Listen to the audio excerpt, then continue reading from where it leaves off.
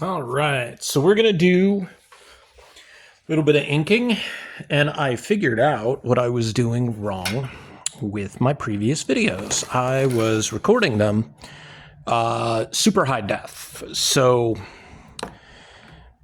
they were taking up a ton of space, and they were way too big for me to be able to either save or upload or anything like that. So for the sketch cards lately, I've been sticking with what do you call it? These microns, otherwise known as, generically, they're tech pens. And they come in a variety of sizes, usually point sizes. So I bought the, what is it, six piece set. It comes with a half point, a 1, a 2, a 3, a 5, and an 8. I happen to like having the big bold options of a 5 and an 8, specifically for outlines, not necessarily for filling. I can do that with other markers and things like that. Now, we were talking about inking a specific character. Of course, there's different interpretations by different artists. Death is one of those really classic characters who's been drawn a number of different ways. Very, always very slender framed. Some people might draw her a little taller, but one of the things I believe, it's hard not to talk about Neil Gaiman while, talking about the character Death. One of his two most iconic characters, I would gather Morpheus might be a little more pertinent, because without Sandman, there is no death. There is no endless. However, I've never read a lot of Neil Gaiman. Just never been my thing. So I can't tell you, my interpretation of him and his writing. Just, again, not my my style.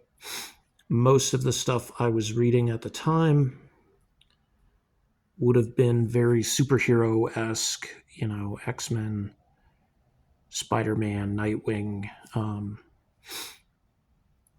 a lot of the crossovers and things like that, Onslaught, and so forth.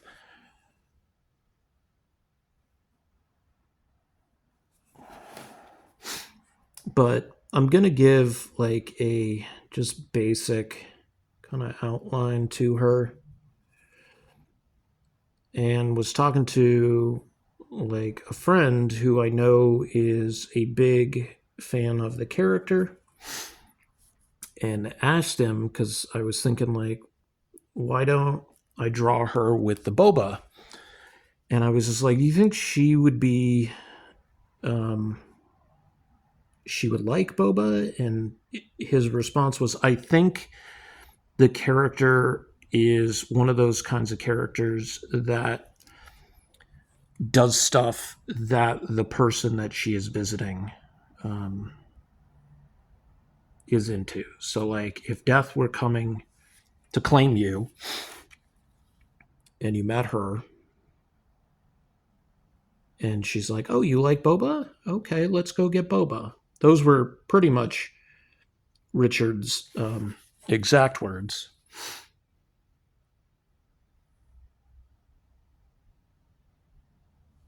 You've got to give her the studded belt. So there's certain things about her, and I'm going to use a 2 right here on her eye, specifically this part.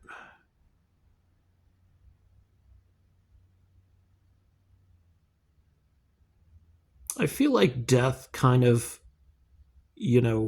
falls into sort of the generic concept of the manic pixie dream girl thing.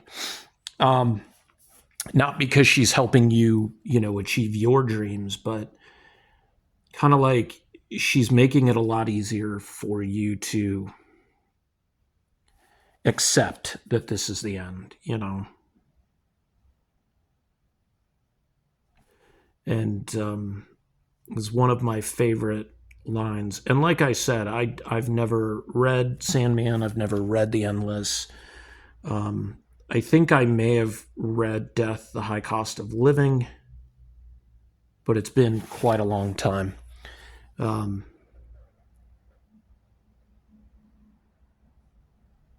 That when she goes to meet somebody, to claim them, they they don't want to go, obviously. It's a very Western ideology of life and death, and the finality of death. Like, even those who have faith-based beliefs and stuff like that, that are like there's an afterlife or a heaven or a hell, or whatever it is that people want to believe. Like, most people aren't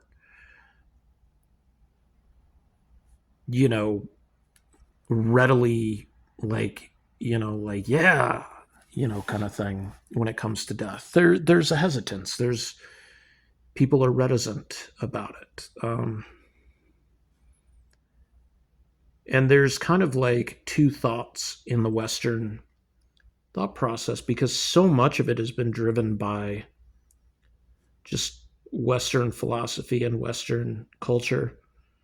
And by that, I mean, in the United States specifically, and in Europe, where it's looked at mostly one of two ways: very faith based and very dying honorably in battle, kind of like, the thing that's not necessarily limited to the Vikings or, the Scandinavian peoples. It's very much like a British, Scottish, Irish, Welsh commonality to it, that if you die fighting for a cause, then there's some glory in it.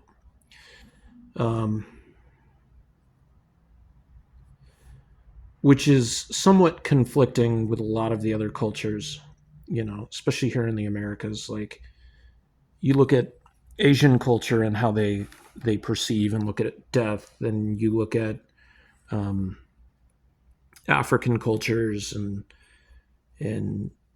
South American and Latino cultures and things like that, places like that, people like that, where it's maybe not something that you are used to, right? And one of the things I learned working where I work, and ironically enough, maybe watching cartoons, is that a lot of people I know had a very incorrect, including myself, had an incorrect view of one of my favorite holidays, Dia de los Muertos. There was a lot of pushback from, I'll be honest here, white friends who, just wanted to do All Souls. And if you're not in Tucson, like, don't get me wrong, I know All Souls and All Saints and Hallows Eve and, stuff like that is pretty specific to a lot of different cultures all around the world. Again, Western cultures like Europe and stuff like that. But um, you've got to understand that I'm Latino, I'm Chicano, and um, part of what made Tucson really unique is we had one of the largest Dia de los Muertos celebrations in the United States, second only to Los Angeles, for the longest time frame. And then sometime in the 2000s, um, along comes this concept of, well, let's do All Souls instead of Dia de los Muertos, and Dia de los Muertos kind of fell by the wayside, and it really, really bugged me. Now, I know it's not just Latinos here in Arizona, or more specifically in southern Arizona and Tucson, but that is a predominant part of the culture, and it really felt like just a slap in the face to um, just kind of take away or not observe that heritage. And a lot of individuals that I spoke to, and again, specifically friends who are white, saying they didn't like how Dia de los Muertos was celebrated because of how steeped in religion it was, but like none of them bothered to look up any of this information or ask people who might be, more versed than them. They just took it upon themselves to take whatever information they already had as being the truth. And the truth is that Dia de los Muertos is no more religious or based in Catholicism or Christianity or anything than Halloween is, right? Like when you look at Halloween as it is celebrated predominantly, there's nothing religious about it, right? It's a um, it's a lot of what's the word that I'm looking for? Like rituals and practices and stuff that don't really have anything to do with anything. And so Dia de los Muertos is specifically about celebrating and talking about and remembering and showing love for those who came before you, you know?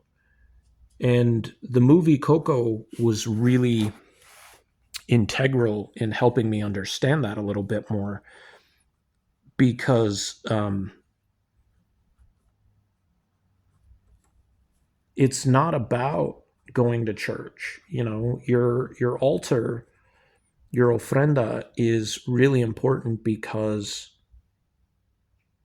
it it welcomes your family. You put not just the pictures or the tokens, the totems for them, but you're also showing those who see it, your visitors, like this is your family, these are your loved ones.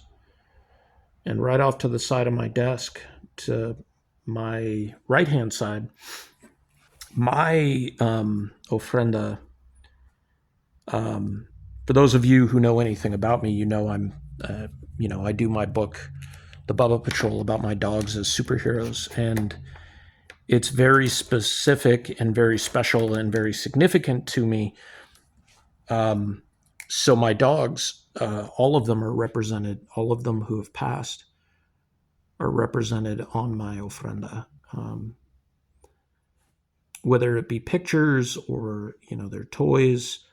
Um, Foley's food bowl is up there. Chica's food bowl is up there. Um, there is a couple of paintings. There's a little soft crocheted Foley in his Mr. Wibby costume up there. And there's also pictures of my grandma, my mom's mom, my mom's dad, my mom's younger sister, my Aunt Lisa.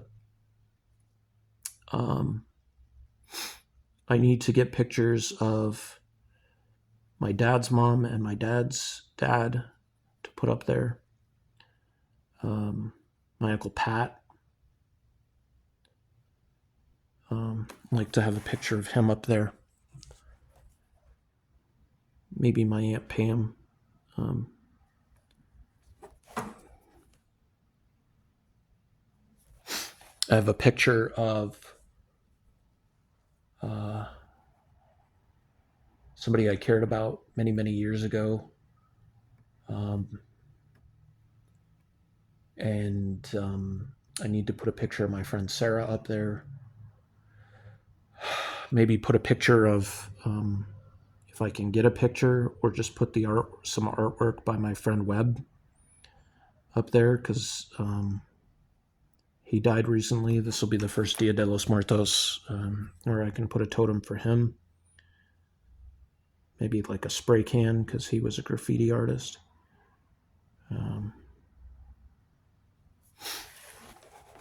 And it's basically how you show, just your love. It's no different than a lot of other cultural practices, or people, you have photographs and photo albums, or knickknacks of things that these people loved or did, or your grandpa's lighter, or your grandmother's rosary, or dog tags from your fellow soldiers.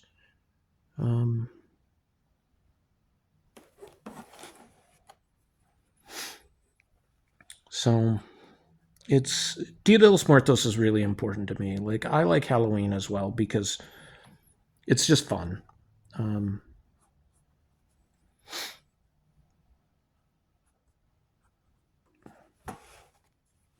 I was gonna draw her shoelace like off, like loose, but I don't think I will. I don't think that's necessary. I do like the tattered knees, and gave her eyes. Trying to do the, adding pupils to my characters now. I used to just draw what is that, the iris?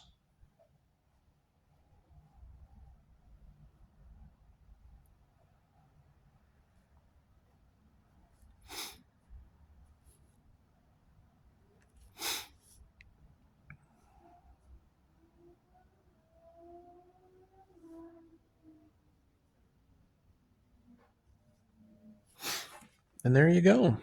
There's death. There's a couple more details you can add.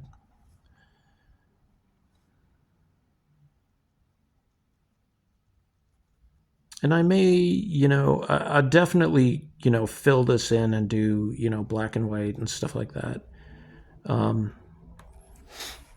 think black and white for death is pretty good, because there's not a lot of skin tone for her. She's supposed to be like so alabaster pale. And I think that's the other thing that people really miss, is that death is not a woman or a man. Death doesn't have a gender. Death is just death. And I think that's the really interesting part of this, is like, having the character appear as like this, tiny, fun, energetic patient,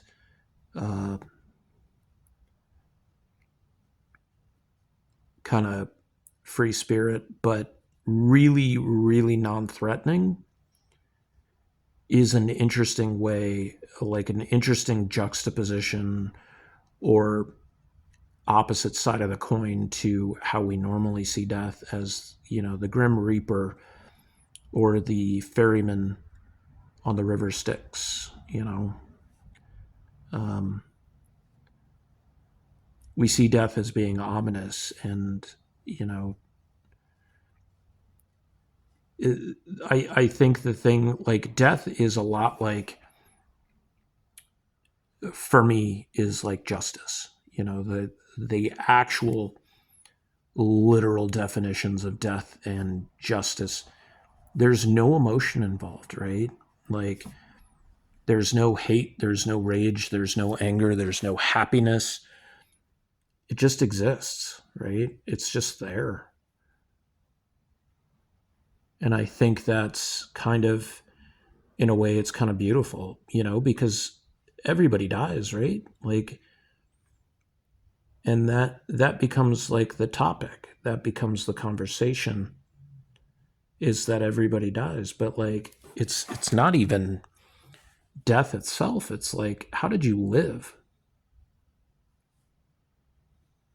And so I've been in social work for so long now, and I've taken so many workshops and so many classes on things, and there's always this interesting, not disparity, I would say, but there's definitely a difference between people who are really well to do and people who might struggle, work paycheck to paycheck, or just live in poverty. There's a difference between quantity of life and quality of life. And I think we get really caught up in that, where we think, oh, if I live a really long time, then I win. Well, no, because you still die, right? Um, I think it's how you live is the key. Like, did you do the things you wanted to do? Were you a decent human being? Did you, work hard at something you loved? Like, did you learn things? Did you teach things? What legacy did you pass on to the rest of the world? Did you leave the world a better place than you found it, or at least not fuck it up worse than it was when you did find it? Like, quality of life is also like living by your own terms, right? Like, I wouldn't say not compromising, because then that sounds like, you stood up to some, meanie or something like that, right? But like, not compromising, and like not compromising your values, doing things that you wanted to do because you wanted to do them. Like, where I work, we have this thing on our team's chat called Passing Thoughts, and it all revolves around death, and like how we talk about it as society, but also with the different cultures that we, lived in growing up. And some people are Latino, some people are black, some people are white, some people are religious, others aren't. um, and every household talks about that kind of stuff a little bit differently. And it's just interesting to see how people celebrate life while celebrating death, right? When my grandfather's wife, my step grandma, Mary, died in 2017, um,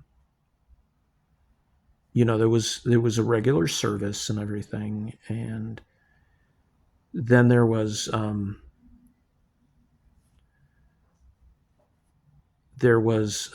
she was cremated, and so they interred her. I think that's the correct. She was interned at I think it's Holy Hope Cemetery, the one out on Oracle here in Tucson. And um, I don't want to say members of her family, because I'm part of her family. My dad is part of her family, even though we weren't blood related. Um, she, like, her her children and her nieces and nephews and were like doing shots, like after the service and stuff like that. And, even though alcohol is not my thing, that was for them, like, the way to say goodbye.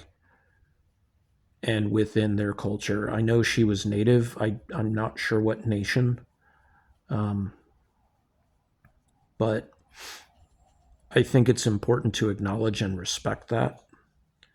Like, um, part of me really wants to um, get a pack of Lucky Strikes, um, and put them on my ofrenda, because that's what my grandpa smoked. That's what my mom's dad smoked.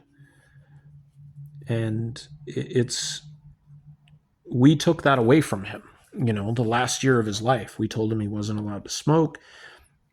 He wasn't allowed to drink. This was a man who was 70 friggin' years old. And like literally right after he retired, he started battling brain tumors and seizures and all these things. And it was just like we took away one of the things that gave him quality of life. So it's just something to think about. And I got somebody here crying and whining, so I'm going to end the video right now. But hope you enjoyed it. Yeah, this is just Death of the Endless on a Multiversity blank cover. Thanks, guys.